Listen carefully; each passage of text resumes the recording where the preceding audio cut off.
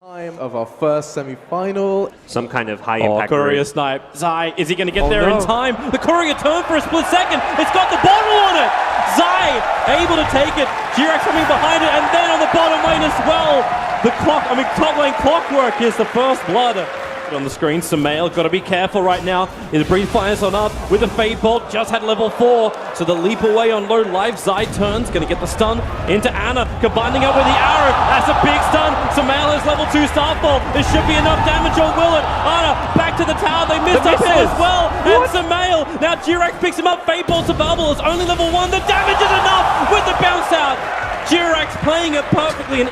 And then a Moonlight Shadow. Who are they looking for? It's actually to get on the top lane. Arteezy out of there. But S4 hit the blind hook shot. He had a small bit of time to see him. But the Illuminate, the Sentry Warp, it does the work.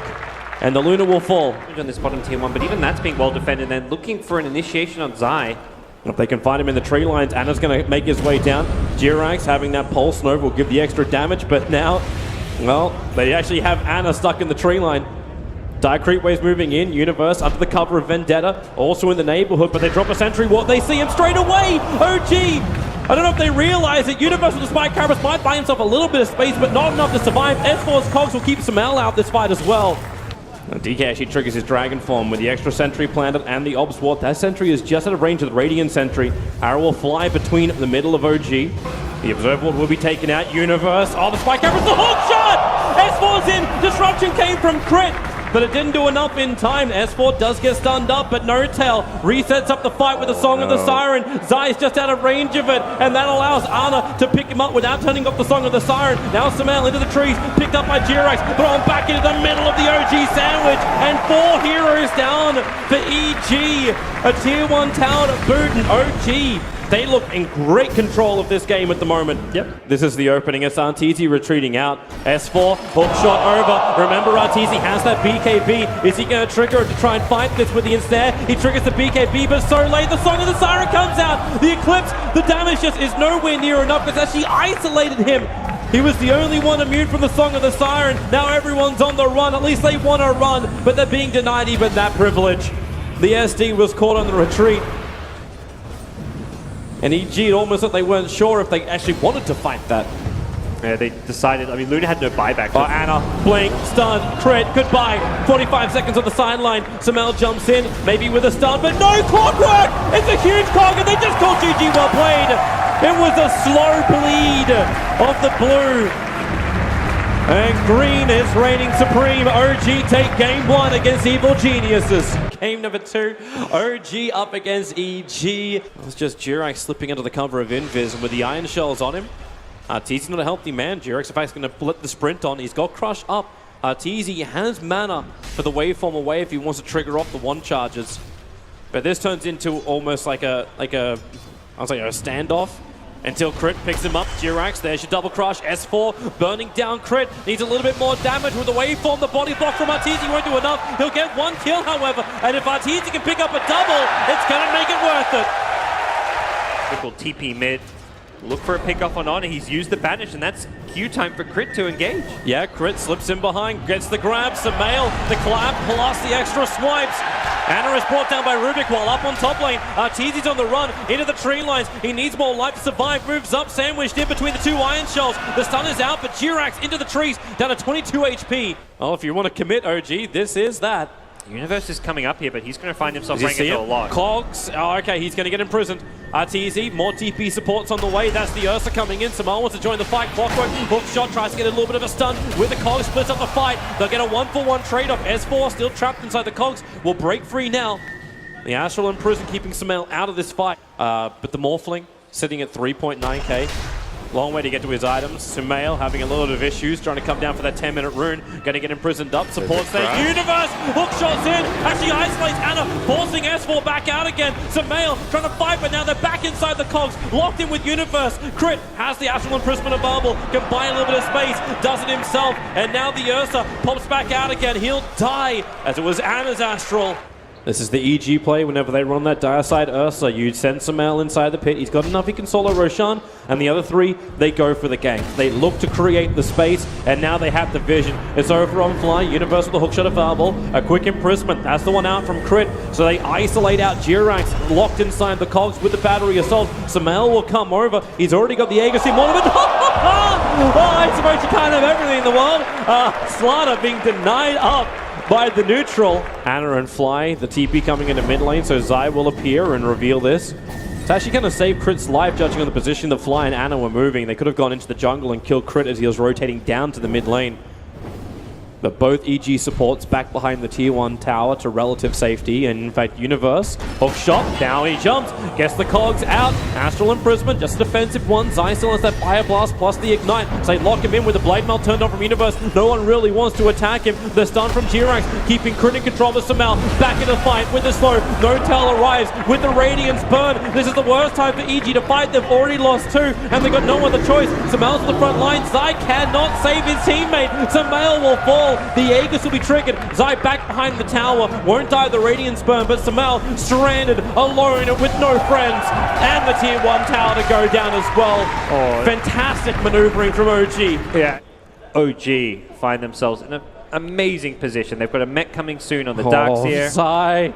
He thinks he's good, but he doesn't understand there's an invisible Outworld Devourer just looking to nom him from behind. And maybe, okay, imprisonment and just drop the nuke. All right. Message sent, message delivered, and message received. So Arteezy has a small little way to get down. In fact, he joins the rest of his team. They pick up, throw him back with Crit, get the double stun, but it's already too late. With the Morgling dropping down and Zai copping huge amounts of damage from the Shadow Wave of Fly. But the jump is out. They managed to find Samel a little bit too far out. He does actually have the Enrage plus regeneration, but the problem is he needs to get away from Jirax, who has Crush available. So you start up the Enrage. There goes your first Crush. Damage won't be huge. Force out the top lane. Get a reaction. Jirax is the man to come back. And he actually blinks up. He's hunting Arteezy into the tree line, who waveforms, starts his TP. Jirax. Oh! He gets the stun!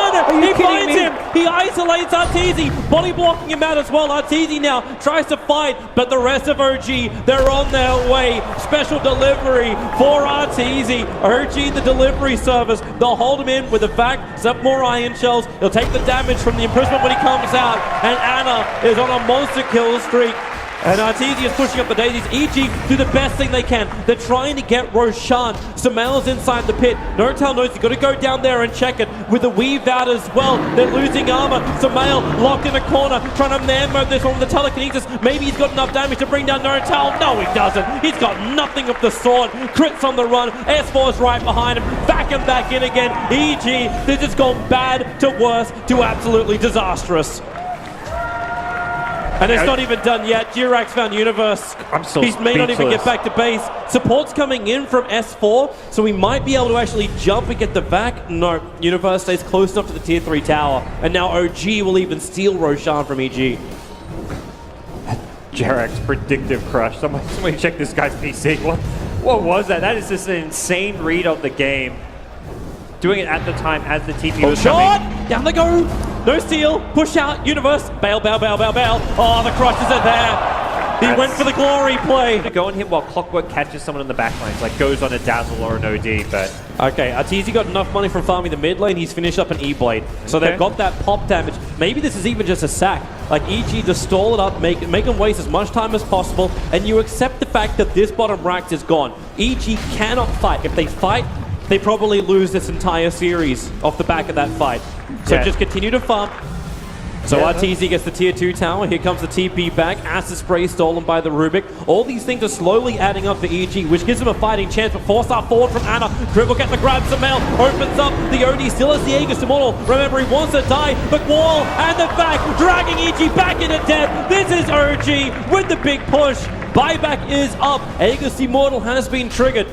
So Arteezy's back to the front lines, but then the 4-star Jirax, he pushed Zai into his crush. And this is the mid-racks. EG again in a position where they can't fight. They don't have their stun controllers.